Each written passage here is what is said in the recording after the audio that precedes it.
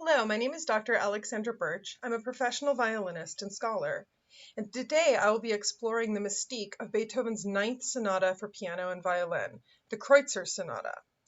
This is a part of a larger project in which I will be performing all 10 Beethoven sonatas for piano and violin with 7 of my fantastic colleagues in April, a delayed 250th birthday celebration of Beethoven. I hope that this lecture will serve as a guide of the complete sonatas for violin.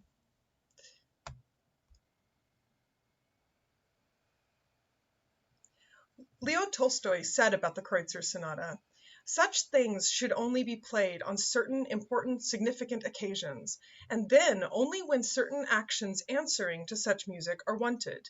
Play it then, and do what the music has moved you to.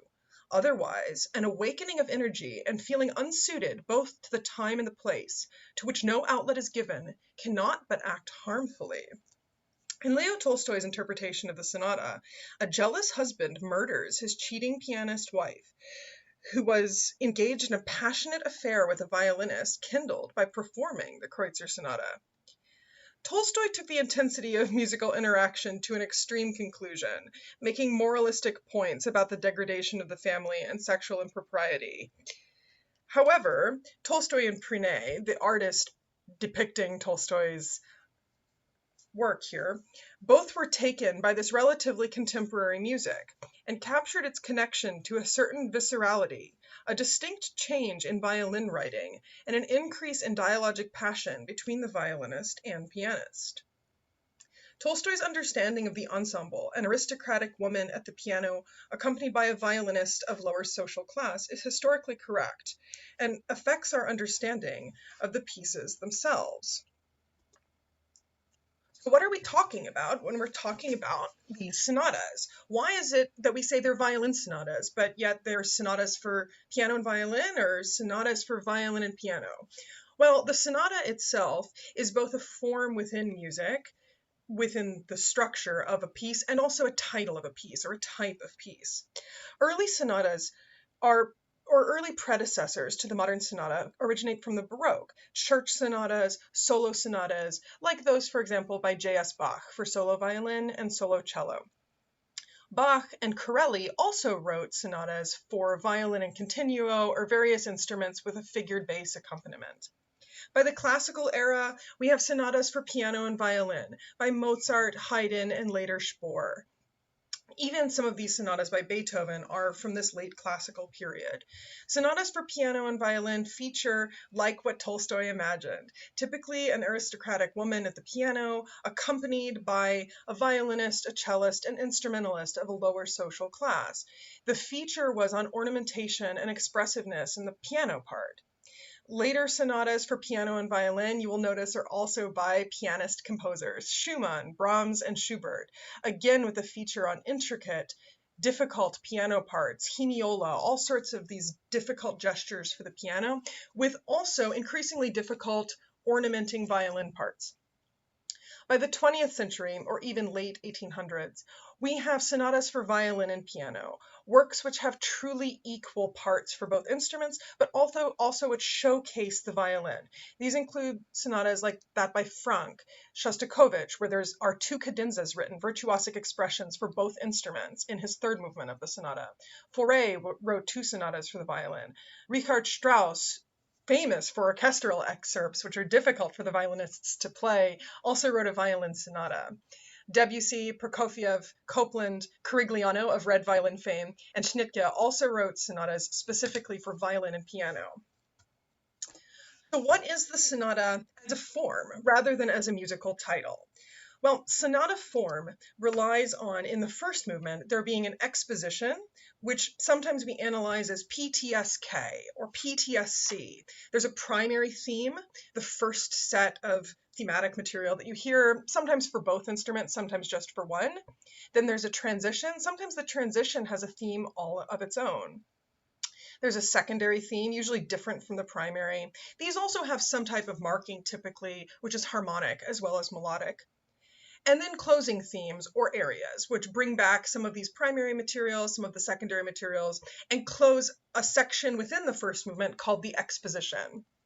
Once again, sonata form is both a form of a piece and a type of piece which has existed from the Baroque. From the exposition in the first movement, we then go to the development, where these themes that we've heard go through transformation. They might appear in different keys. In later sonatas, like those by Schnittke and Shostakovich, they actually appear in different transformations for the instruments. For example, pizzicato instead of bowed. Finally, at the end of the development, there's often something called a retransition, a period of tonal instability, before we arrive back at the recapitulation. The recapitulation serves to remind us of the themes from the beginning. It's a restated exposition of sorts. But this time, the composer's goal is trying to close those loose ends. Maybe we don't quite remember a theme correctly, maybe we don't remember how it closes harmonically, or maybe, as the case is in many sonatas, the theme in the exposition closes in a key which we don't expect. In the recapitulation, this is the time for the composer to provide closure, return to the home key or the titular key of the piece. Often a recapitulation is followed by a virtuosic coda, an expansion on some of the themes, and a place for both of the musicians to develop their technique, show off particular facets maybe of a technique which a dedicatee played particularly well, and this is true across the entire compositional model of the sonata. Second movements, and sometimes third movements of sonatas, are a variety of adagios, theme and variations. There are many possibilities for what the second movement could be.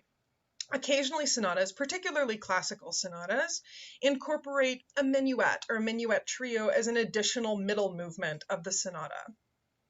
Typically, sonatas are closed by a brilliant rondo, a form in which a theme continuously returns and goes through transformations. Occasionally, we have a sonata rondo closing a sonata, which is this similar type of exposition, but with a repeating rondo theme. So what does this mean for Beethoven?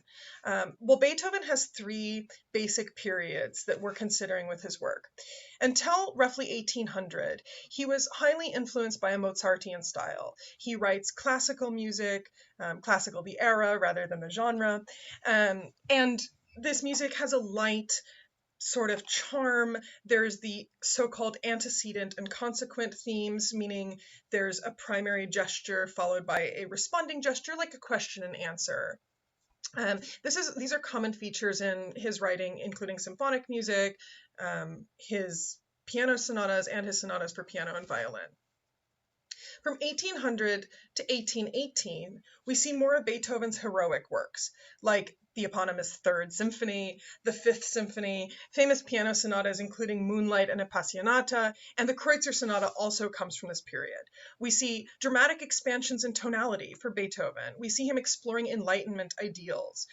We see he's shaped by his time in Vienna, the people with whom he studied, his intellectual concerns surrounding the French Revolution, and also the intellectual concerns of his patrons, often young, energetic, romantically interested in romantic themes, patrons. There's actually a flip in the 1800s more broadly within aesthetics, where in the late 1700s there was an aesthetic focus on grace, pieces which were accessible to perhaps dilettantes, rational people. In the 1800s, music became more serious, more emotional, and more romantic. This sort of romanticism and seriousness in music is now considered the highest value. Beethoven is supported by unique, aristocratic, international, and culturally interested young patrons in Vienna. And so Beethoven's artistic freedom in Vienna contributed to his ability to be a genius. The third period of Beethoven's is from 1818 to 1827, where these more fully realized Enlightenment ideals come out in music. For example, he uses Schiller's text in the Ninth Symphony. They're large-scale works, they're often introspective, and they're highly romantic. Beethoven's sonatas for piano and violin somewhat span all three periods.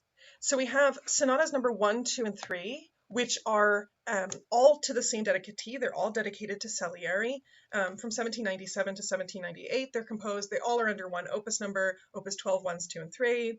The keys move as we might expect from D to A, but then we have this kind of really interesting tonal shift to E flat major, and for performers this can also be quite a difficult piece to play if you play them all together. E flat is often a difficult key for string players. Numbers 4 and 5 are also technically the same set, but they have different opus numbers. They were composed for Count Moritz von Fries. So Beethoven had kind of a duel or kind of a challenge artistically with a pianist called Siebelt. And Beethoven basically won this at a soiree by Count Moritz von Fries. The other pianist was so humiliated that he left Vienna. And Beethoven, in his gratefulness, decided to dedicate these two sonatas to the Count. Sonatas 6, 7, and 8. Oh, and in sonatas 4 and 5, 5 is considered one of the most famous, the Spring Sonata in F major. It's very graceful. It has kind of these pastoral undertones that other Beethoven's writing does, including the Sixth Symphony. Sonatas 6, 7, and 8 were all composed for Tsar Alexander I on a diplomatic visit to Vienna. Beethoven admired his supposedly liberal reforms, and he also, quite frankly, expected to be paid, even though he was paid later in 1815. Later, Beethoven also developed a friendship with the wife, with the Tsarina of Alexander I, Elisabetta. The ninth sonata is the magnificent Kreutzer Sonata, which we'll be discussing more in depth. The Kreutzer Sonata actually is somewhat incorrectly named. It should actually have been named for the original dedicatee, but this was composed in 1802 to 1803. And is the only one. I mean, Salieri is also a composer and a conductor, but truly the Ninth Sonata is the only one dedicated to a performer.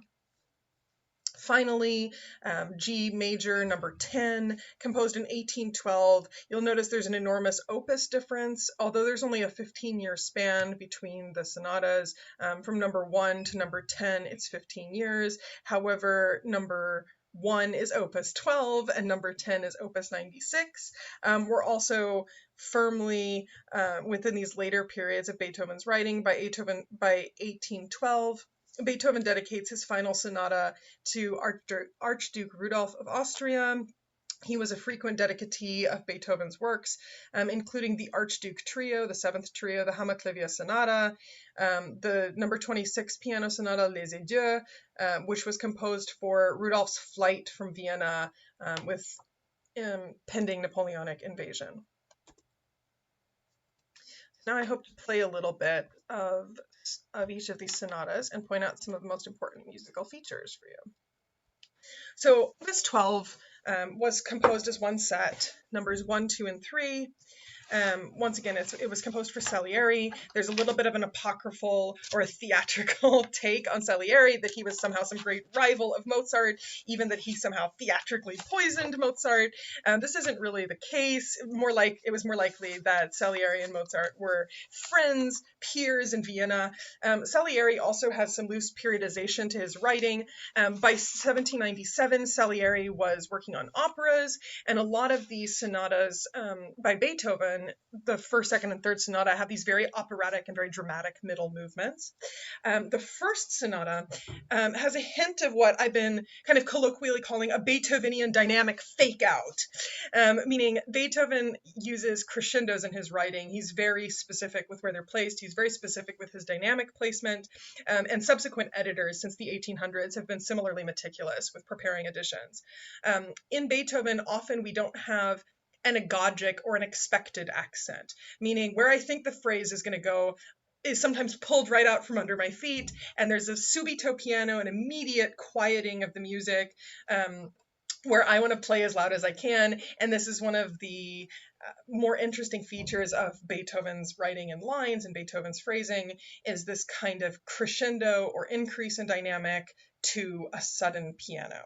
So you'll hear that in the theme. You'll also hear, I'll point out where an antecedent and a consequent is in the opening theme of Opus 12 number 1, the first sonata. It's very graceful, and it does indeed sound like this kind of musical question and answer, like we have in Mozart and with which we're familiar.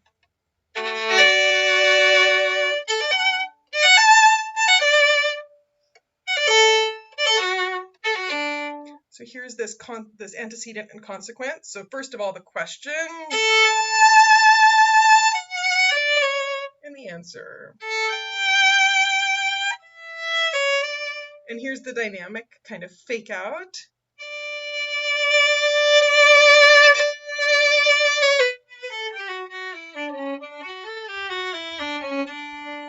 So put all together, the opening of the sonata sounds like.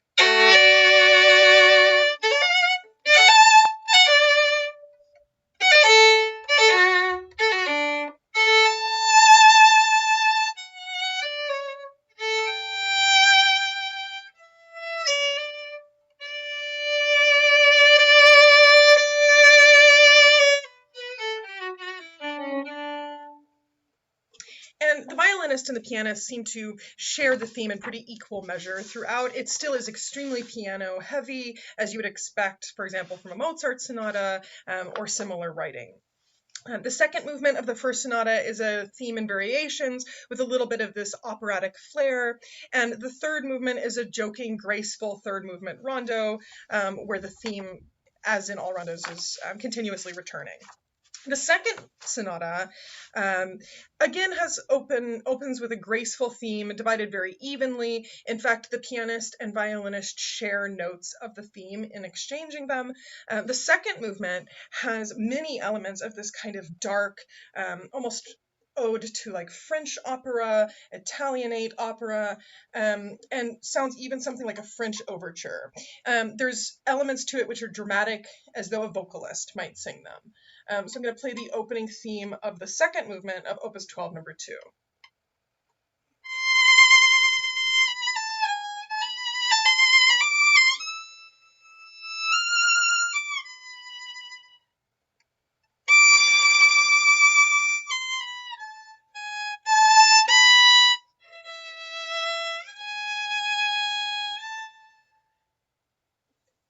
So for the late 1700s, there's a good amount of dynamic variation. You might have noticed the use of that dotted rhythm. That's, to me, what sounds like a French overture or something a little bit evocative of this vocal drama or of something linked to opera.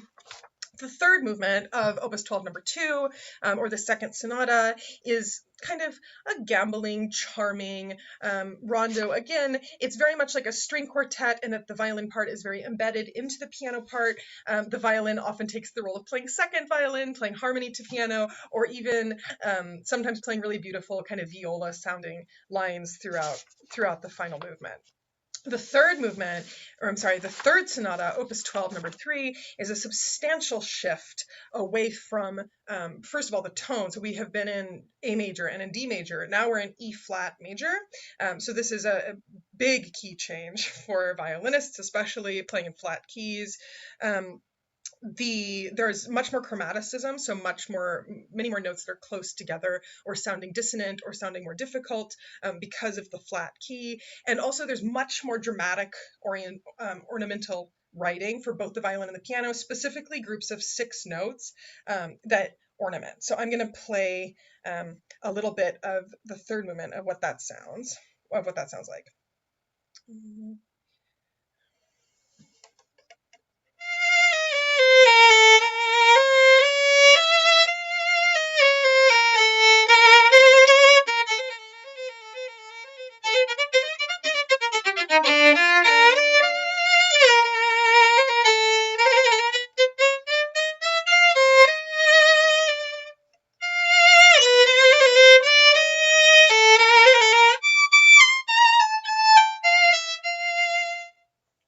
So that was the second theme of the exposition. So the second theme in the first movement of the third sonata for piano and violin. There's also this really interesting ornamentation. So by the time we're closing out the exposition, closing out that first part of the first movement, we have this ornamentation which sounds like the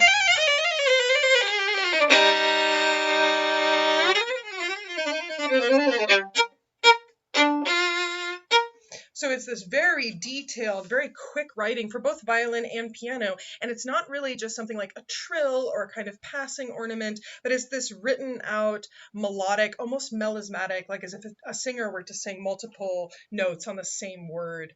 Very dramatic writing for the violin and for the piano. Again, the second movement has elements of a French overture, and the third is a rondo, returning to three flats for both instruments. The material with these three flats has a lot more intensity for both instruments, and it's interesting, but it's nothing that's too, it's certainly not anything atonal or anything that's unrecognizable, but the three flats does make for a very dramatic closing rondo to the set of Opus 12. All right, so opus number 23 and number 24, again, were dedicated to Moritz von Fries. He was a young count. He was only 23 years old at the time that these sonatas were written for him. He was a great patron of the arts, and a good patron of Beethoven's as well. Number 4 is what I consider to be the substantial turn in the violin writing from the late classical materials for the violin to these more middle period Beethoven, more dramatic writing for the violin, and also more difficult.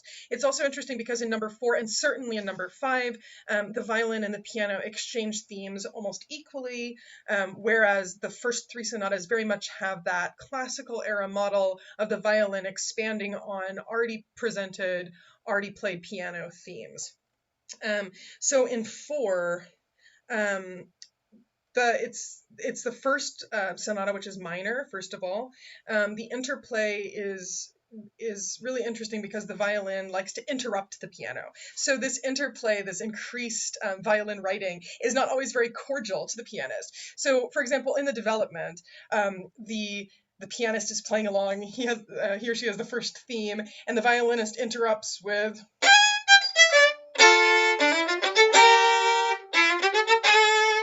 And the pianist would like to keep playing, so he has 2 measures of a theme, to which the violin interrupts again. The pianist again tries the same theme for 2 bars, and the violinist interrupts with...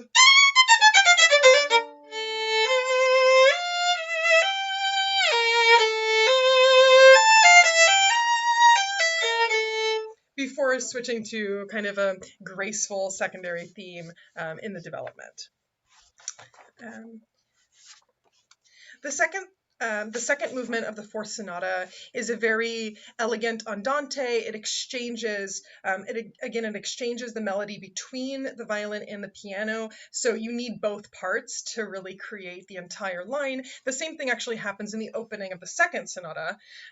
But here in the fourth sonata, you need to hear the pianist play and then the violin play to hear the complete line. The third movement is an excellent example of this kind of dynamic jump. So the precision of Beethoven's dynamic writing means that you don't want to give away the mystery of the phrase a little bit too early, right? When we play these sonatas as students, we often have a desire to play what feels good rather than what's on the page. And what that does is it does Beethoven a disservice where we put these accents and we put the harmonic tension and the tension of the line a little bit too early. So what we have here in the third movement, the rondo statement is this very dramatic phrase, and I'm going to play it one time at about half the speed so you can hear this dynamic change, and then I'll play it up to tempo. The pianist starts with it, so I'm going to start where the violinist has the restatement of the rondo theme. So here it is at half the speed, and I'll point out some of the dynamics.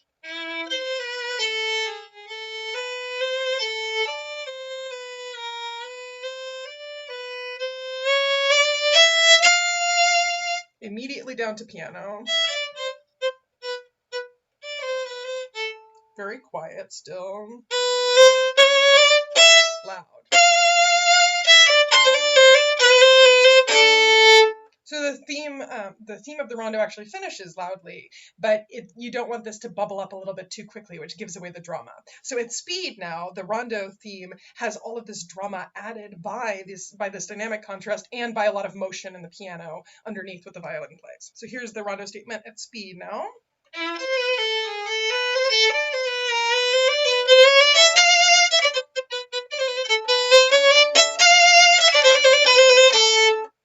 So those sharp dynamic contrasts make for a lot of intensity in the violin part.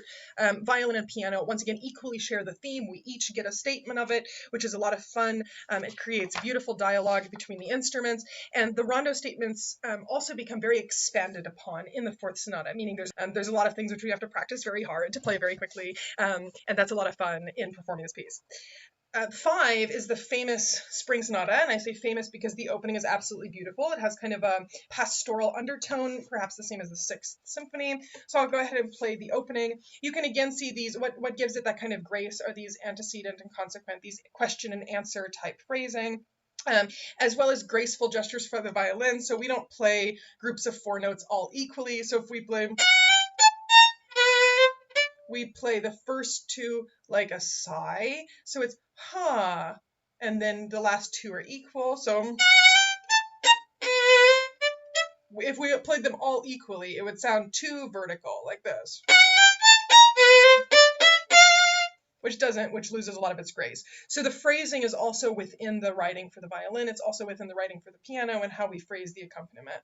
So here's the opening of the Spring Sonata.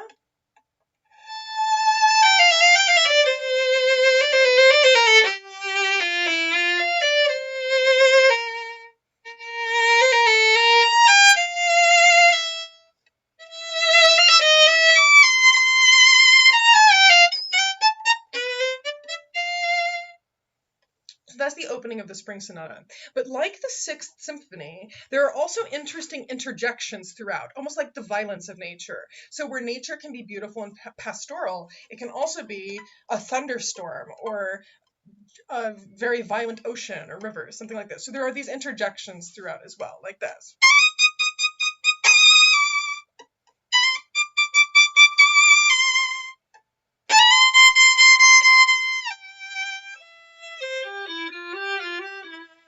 And then an immediate return back to calm.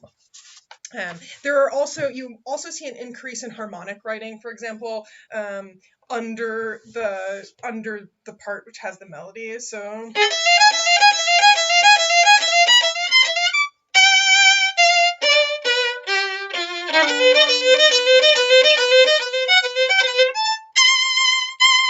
So that sort of repeated figure, the figure itself is very dramatic. It's like something chasing or something is very anticipatory about the rhythmic figure itself. And also the harmony within that has these notes which are very close together, which creates a lot of tension. It's something which doesn't necessarily resolve. It doesn't have a good sense of resolve or arrival. And so this creates a lot of tension or that kind of like violent nature, if you will, underneath the primary theme there. The second movement has a really, really beautiful theme, and it also has, I'm going to play the opening theme for you, and then where it returns later, it sounds a bit like, it's one of the most magical moments, I think, of a Beethoven second movement theme, where it sounds a bit like a cloud has gone over the theme, and then as it transforms from minor to major, it's like the sunshine comes out. So here's the theme in original, and then I'll play that kind of magical moment transition, which fortunately the violin has, so that's lovely for us.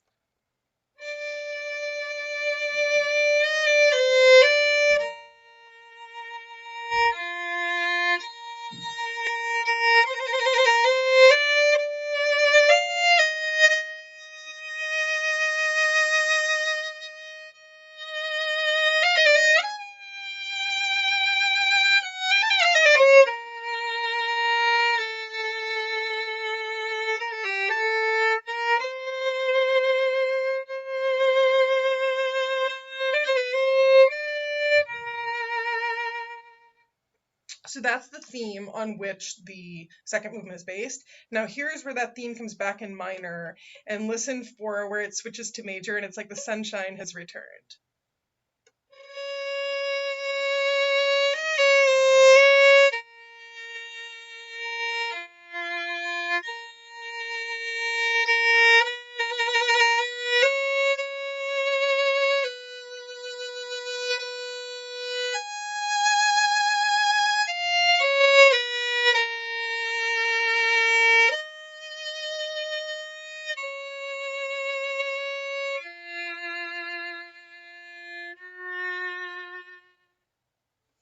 So that's the second movement, which is an expressive adagio. So I said there were many possibilities for the second movement. They're not always that kind of operatically based French style second movement, nor are they always a theme and variations.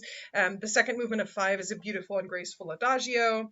There is a brief scherzo, a third movement, which kind of follows like more of a symphonic model of writing, or just a little bit longer form work. It's very charming. And the fourth movement, again, is a double rondo, meaning the pianist starts with the rondo theme. And when the violinist comes in 8 bars later, we play it up an octave. So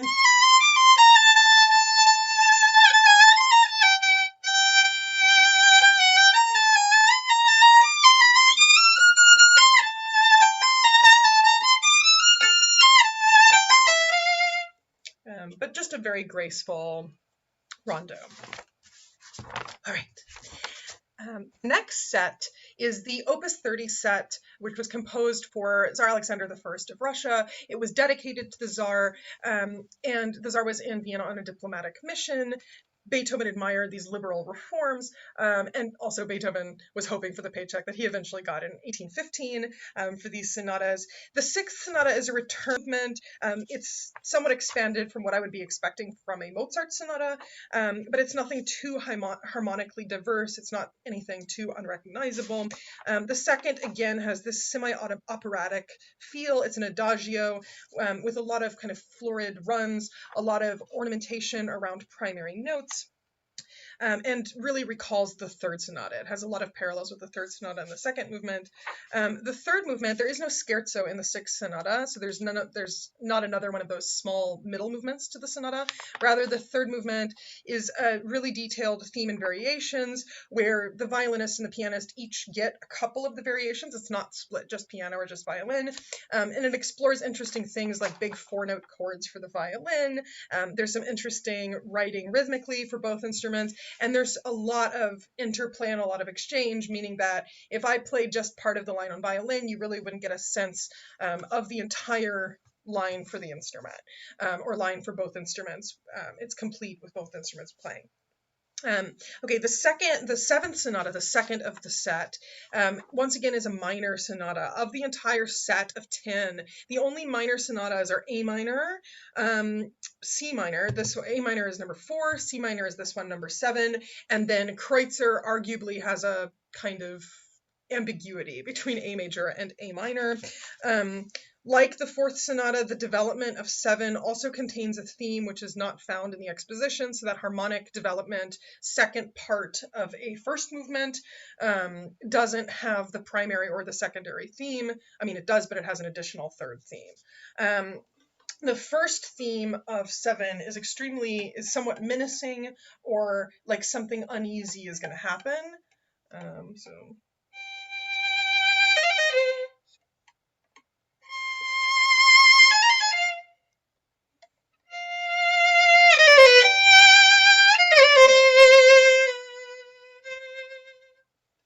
So there are these pauses under which the piano has a very ominous, sustaining left hand.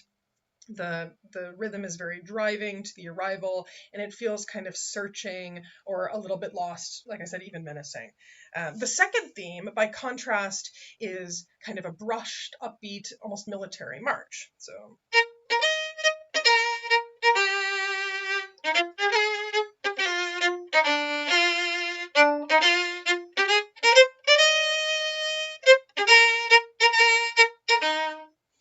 So that's the secondary theme of the seventh sonata. And that military march might have been an allusion to Alexander I, for example, who was a very militaristic man. But 7 is also like 4, how I said 4 is really a transition to a more equalized sonata. To me, definitely an indicator of middle period Beethoven, of this much more expressive writing. If 4 was an indication of this middle period writing, 7 is the confirmation. 7 is a very difficult key for both instruments. It's in C minor. There's really extended difficult writing for the violin, even when we're accompanying the pianist. The parts are almost entirely equal throughout the seventh sonata. The second movement of 7 is a really beautiful romantic theme. This is a theme that I would not think is out of place even in a Brahms sonata. So once again, in this exploration of Beethoven's middle period, we have this beautiful, very romantic, very vibrato-rich, very luxurious second movement theme. There's some return throughout the second movement to using these kind of French florid gestures throughout, but this theme really has a sense of strong romanticism to it, and is my favorite theme from the entire set of sonatas in the second movement.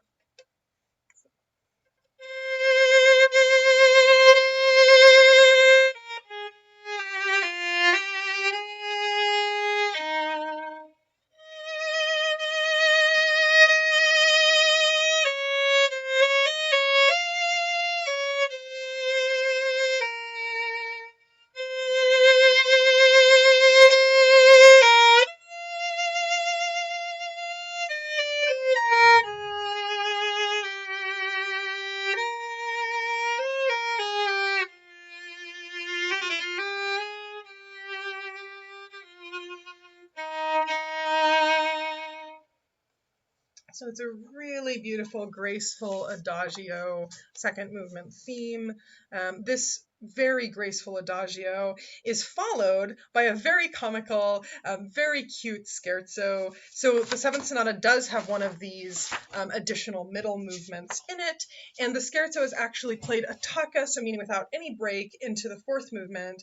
The fourth movement returns the kind of menacing texture of the first movement, and once again, the interplay is so substantial between piano and violin that for at least the first page or so, neither of us have a complete statement of the phrase. Rather, we share phrases amongst the duo, which creates a lot of excitement for the duo and for performance as well. All right. Number 8, the eighth sonata, is the last of this set. It's a very Beethovenian first movement. It is very similar to me structure-wise to the fifth sonata, to Spring. It's elegant, it's slightly dramatic, and once again, there's a lot of interplay between the parts. We continue scales that the other one plays. The second movement is quite long. It's a hybrid kind of minuet and trio. So it's marked ma molto moderato e grazioso, which means moderately and with grace. But it's also marked tempo diminuetto. So we are expecting a minuet and then kind of a trio section or something like this. Very similar to symphonic writing. So it combines what would be the third movement of a sonata, one of those middle movements, with what is the second movement, which is an adagio. So it's an adagio and minuet together. The third and final movement of the eighth sonata is extremely exciting. I think it's the most exciting rondo of the entire set. And it starts out on the piano, and then the violin jumps right in, and the rondo statement is really long. The rondo statement is almost 20 bars long. It goes right into kind of extension of the rondo, and it's extremely fast for both instruments, so it's a lot of fun to perform. It's very virtuosic. It's very virtuosic for both instruments. Again, you'll notice the pace at which dynamics switch. You'll just also notice how quick it is, how there's trills buried in there. There's all sorts of fun things for both instruments. So here's the third movement of Beethoven's eighth sonata, where the violin starts. The piano will have been playing already for 4 measures. So.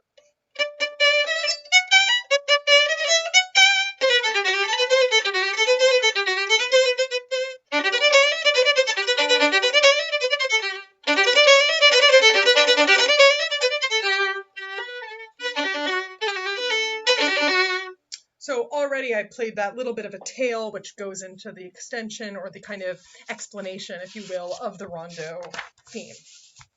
All right. Finally, the 10th sonata, I'm going to come back and we'll discuss 9, but the 10th sonata has, I think, in the same lineage as number 5 and number 8. The 10th sonata has a very, very graceful opening first movement. 10 is, however, substantially expanded. It's opus 96. So it was composed for Archduke Rudolph. He's a frequent dedicatee of many of Beethoven's works. I mentioned he's the dedicatee of the Archduke Trio, the Leser II Sonata, the Hammerklavier Sonata, and a whole host of other works. He was also one of Beethoven's piano students as a child. And so this 10th sonata was composed for Archduke Rudolph, but it also has these extended sections. It has a lot of trills for both violin and piano.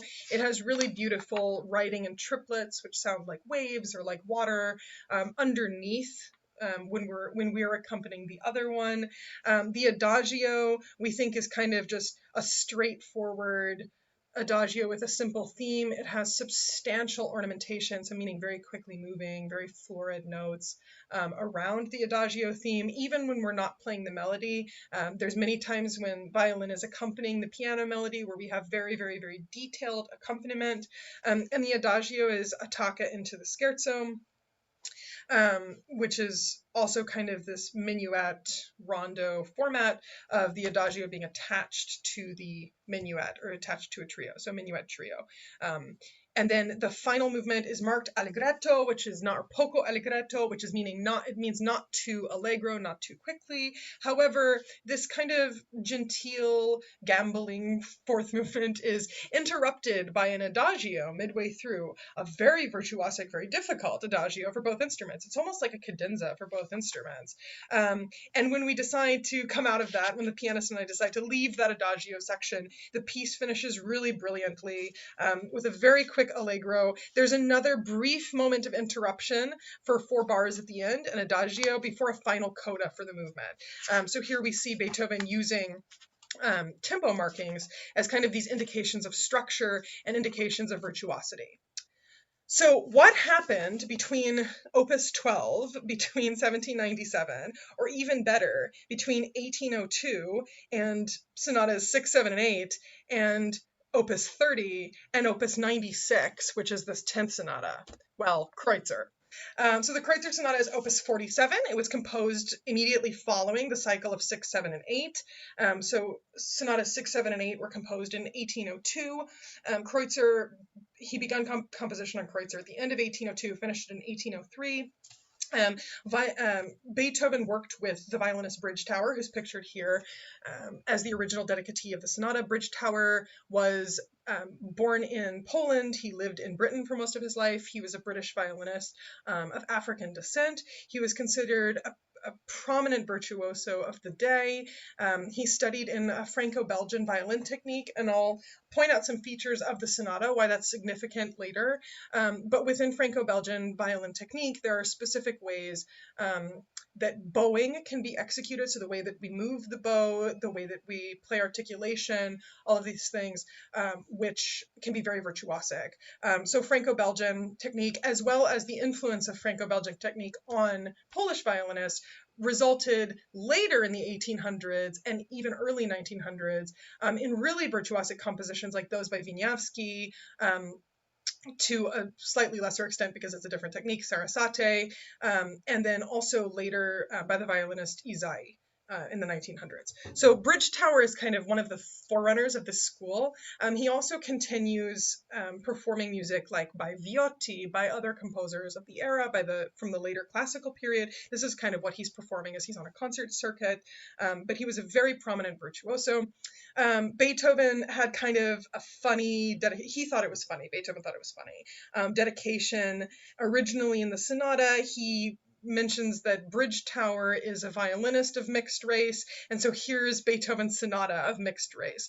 Beethoven was highlighting the incredible shifts in style throughout the Kreutzer Sonata, or throughout this 9th sonata, as well as his extensions in harmony, his extensions in virtuosity. This was something to Beethoven which was very new aspects of composition. It's also worth noting that Beethoven originally considered the sonata to be like a concerto. So in the sketches for the sonata, he mentions the virtuosity of it being like a concerto. Bridgetower and Beethoven fell out over a woman at some point after the sonata was premiered. Bridgetower did premiere the sonata, and the additions, the modern editions of the sonata incorporate his performance notes where applicable. Beethoven then rededicated the sonata to Kreutzer. Kreutzer was a violinist of the day. He's most well known now for pedagogical fame. He wrote a book of etudes, which student violinists all over the world play. However, Kreutzer never performed Beethoven's Kreutzer sonata. He thought that it was too difficult and it had already been premiered. So unfortunately, the dedicatee of the sonata and the name of the sonata is not really for whom it was composed. All right. So I want to walk through some important parts of the sonata and what I mean when I say it's highly expanded. So typically, where we've been opening sonatas with the violin plays a theme and then maybe the piano plays a theme or vice versa, we are now opening the Kreutzer Sonata without any piano and solely for the violin. The violin has this beautiful adagio opening. The piano only joins in measure 4, and we kind of trade off. That's the opening that you have here. The real meat of the sonata, the beginning of the sonata, doesn't even occur until measure 19. So we have this kind of uncertainty, this kind of almost cadenza, which opens the sonata. It's very interesting. It's a form which doesn't exist in any other early Romantic or classical sonata. The other thing worth noting is that the key structure is somewhat unclear. So the key signature, what's indicated, is A major. We open in A major for the violin. Throughout, it seems when we start the presto, it sounds like, oh, are we maybe in, there's a key change. So we think maybe, are we in C major? Are we in C major or are we in A minor is the question. So there's a key change when we start the sonata properly after this introduction. And we're not really sure. Later on, when we get really the true statements of the primary theme, it becomes clear that Beethoven is emphasizing E, which is the dominant, which is the 5 in A minor. And later he confirms this for us, much later in the recapitulation of the sonata, so the return of all of those primary themes. He confirms this for us and he emphasizes A. So we have A very clearly, so presumably we're in A minor because of how the key is indicated. But there is this ambiguity with this start in A major and then pivot to A minor. So I'm going to play the famous opening of Kreutzer and then point out some of these other interesting structural markers as we go. So the violin opens completely alone, and you can imagine the drama of this in a concert hall or particularly in a salon in the 1800s.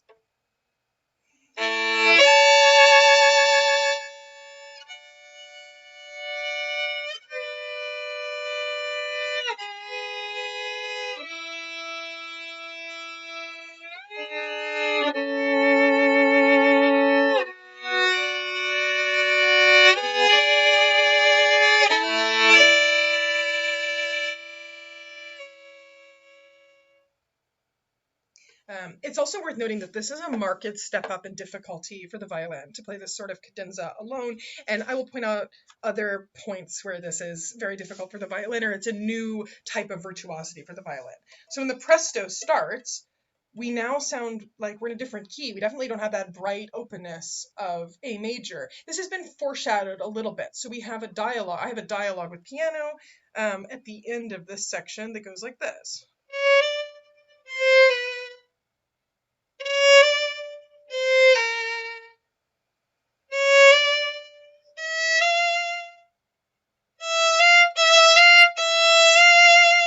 Before the presto.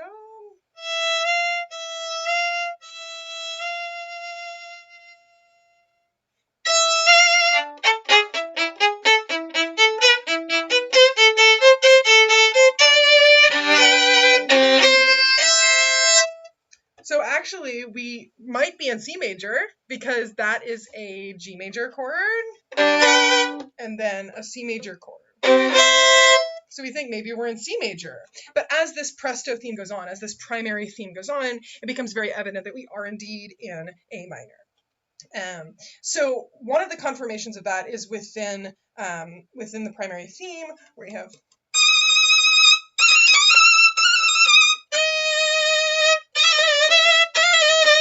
so it's kind of hovering around D sharp and E. We're hovering around the 5 of the key. So we're emphasizing that this comes back. Also, Beethoven likes to use something that I'm calling structural virtuosity. So really virtuosic or really difficult parts for the violin and the piano are often preceded or immediately followed in the sonata by a dramatic tempo change. So, for example, before we go and we hear the secondary theme, Beethoven has us playing a whole bunch of emphasis on 5 again. So we have all of these E's. These are all the note E, I promise. A sudden adagio where the pianist and I will communicate.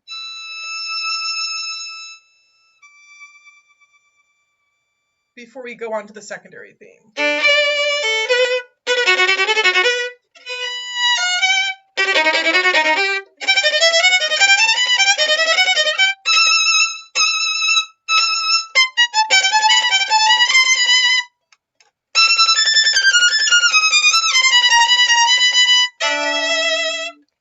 ensures the arrival to what will be the secondary theme in the piano when the violinist has it. You'll again notice that we're emphasizing E for violin.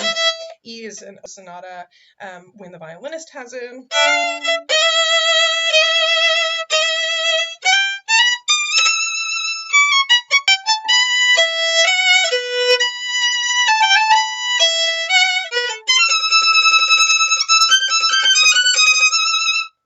So E is, and that's the secondary theme for the violin, which is actually quite extensive. It's also worth noting that when we talk about 176 measures into the piece, and we've only played the secondary theme for both the piano and the violin, we are sizably into the piece at this point, almost double the length of any of the expositions for one of the other Beethoven sonatas. And we haven't even reached to the closing of the exposition. So it's much larger and a much larger in scale piece.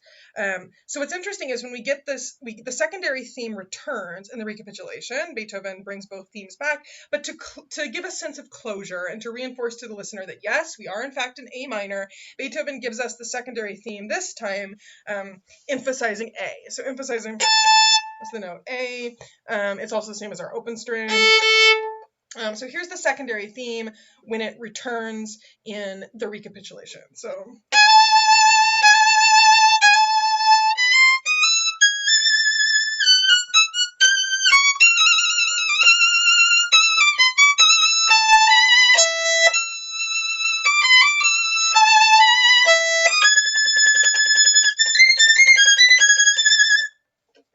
So again, returning to A very triumphantly, and also giving us another chance to hear that beautiful secondary theme.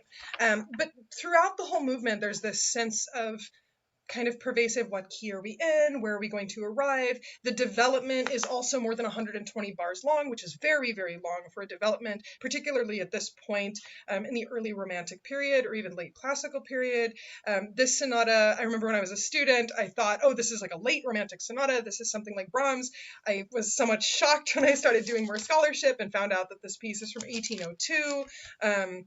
Without even really thinking of Beethoven's dates, if I had just heard this, I would have assumed that it was nearly 2 or 3 decades later, based on the type of harmonic writing and the extensive expansion of these themes.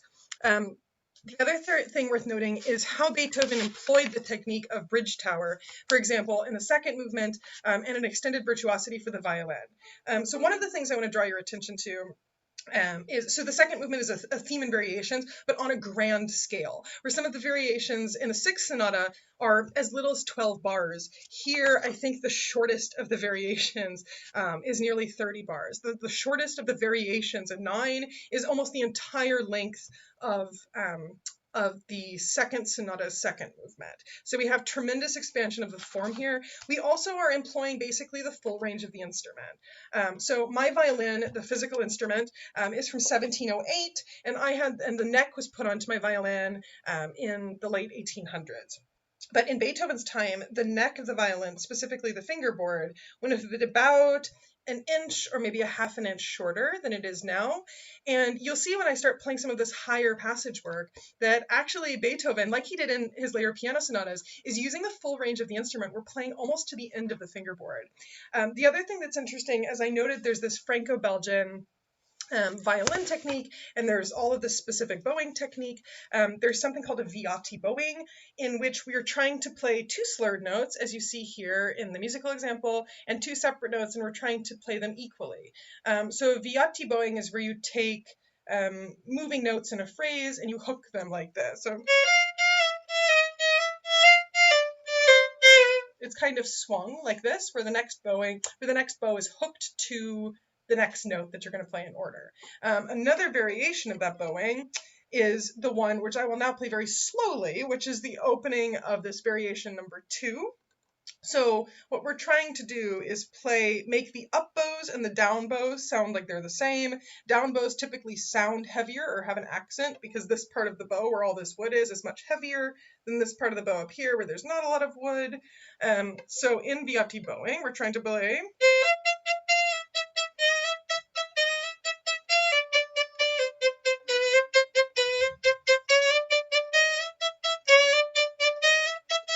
like this, where everything's very equal, which that's fine if that's as fast as I have to play it. Unfortunately for me, what Beethoven has written is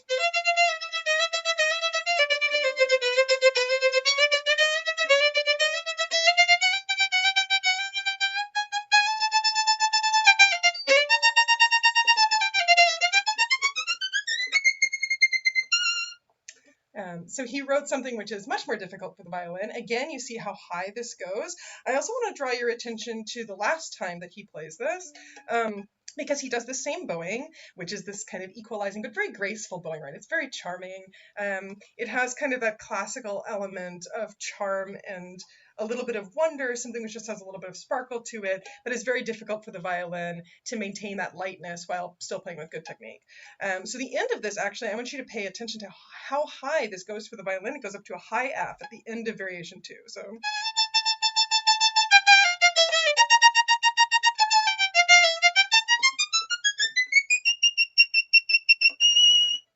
So that's truly into something which is almost painful for the ear, for the violin. The other thing which is interesting is this is many opus numbers before the violin concerto, which is opus 61. And Beethoven experiments in this movement, in the second movement, with writing very virtuosically and very high for the violin, but also still very lyrically and with a very singing, sweet sound at almost the end of the fingerboard, at almost the end of the physical capability for the violin. So the sixth variation, for example, has the melody return. It's a theme in variations, after all. But I want you to pay, first of all, attention to the detail of the ornamentation, and then I'm going to play it where the theme comes back later, and you can see just how high Beethoven writes for the violin. So.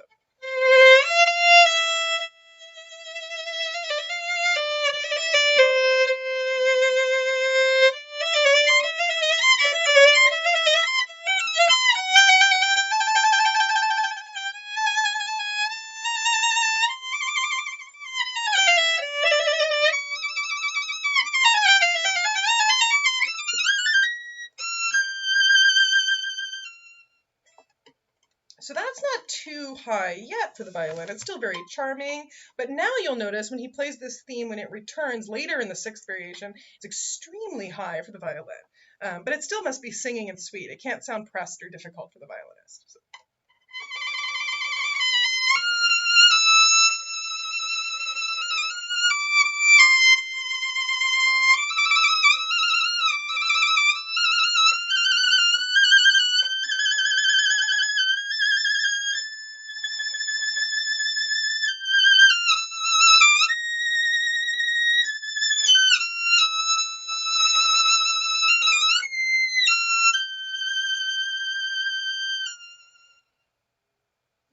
So a lot of the difficulty of playing that high and playing in a very singing way is that when we are playing down here in first position on the violin, there's all of this string length, which vibrates nicely for us and makes a beautiful resonant sound.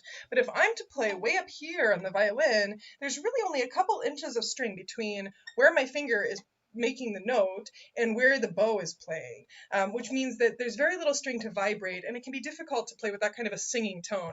Beethoven employs this technique almost immediately in the violin concerto, once again, which is opus 61, and plays way up in the high register of the violin and uses that registral difference, that extremely high sweet tone for the violin, to soar over the orchestra. So here's basically the first theme that occurs in Beethoven's violin concerto.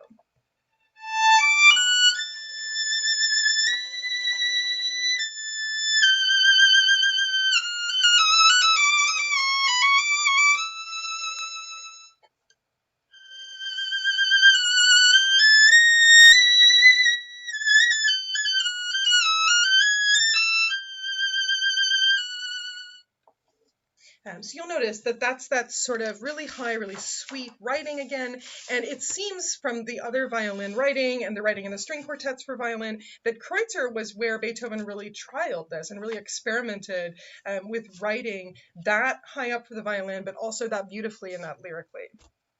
The third movement, again, is a vibrant rondo, like than the other sonatas. It really stands out in the length. The first rondo statement is nearly 30 bars long.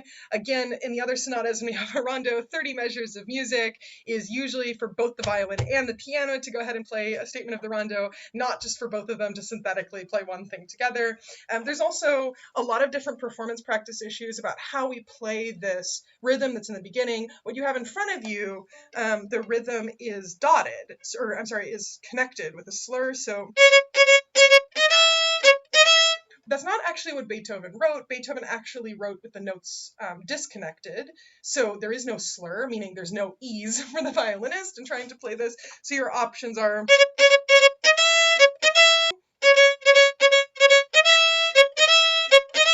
it doesn't really matter, but what we're trying to avoid are doublings of the notes which are not written in the part, and also to bring out the accents in the line. So the bowing that I typically go with is to start down,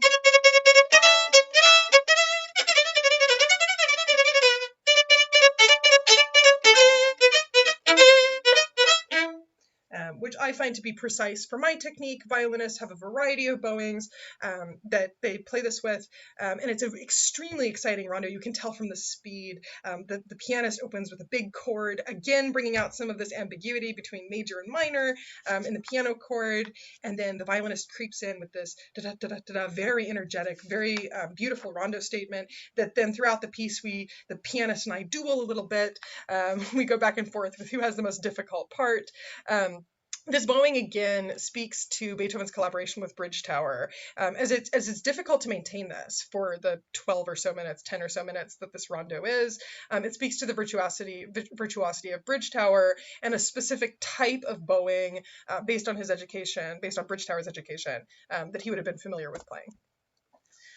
So Beethoven's Kreutzer Sonata is mythologized for a good reason. It really stands out from the set of 10. It's a tremendous work for both violin and piano, and it's a major expansion of writing for both instruments. It's an expansion of how we can work collaboratively while still maintaining really difficult, as Beethoven said, concerto-like parts for both instruments. It truly is a pivot, not only in Beethoven's writing for the violin, but also in sonata form for strings. We get back to that kind of discussion of, is it a sonata for piano and violin or a sonata for violin and piano? Which instrument is dominant? And the answer, I think, for Kreutzer is neither. They're both pretty equal partners. And so this is a major turning point in how we conceive of violin and even professionalism in the 1800s. Within Beethoven's writing, Kreutzer is decidedly middle period, and the complete sonatas show his transformative writing across 15 years. We hear this really sizable shift from the early Opus 12 sonatas through Spring, through these more heroic and pastoral themes, which he's expanding upon, and then we hear, Kreutzer in this magnificent, almost late Beethovenian writing, but was from 1802, very inspired by Bridgetower, obviously very inspired by that collaboration. And then we have a return to what we would expect of Beethoven's middle period with the 10th sonata. I hope that you've enjoyed hearing some of the musical samples today. My 1708 violin precedes Zoom by about 300 years, so we do the best we can electronically, but I hope to see you in person for the complete 10 sonatas in April 24th, 25th, and 26th. And thank you so much to the Friends of the Goleta Public Library for allowing me to speak on some of my absolute favorite pieces for violin and piano.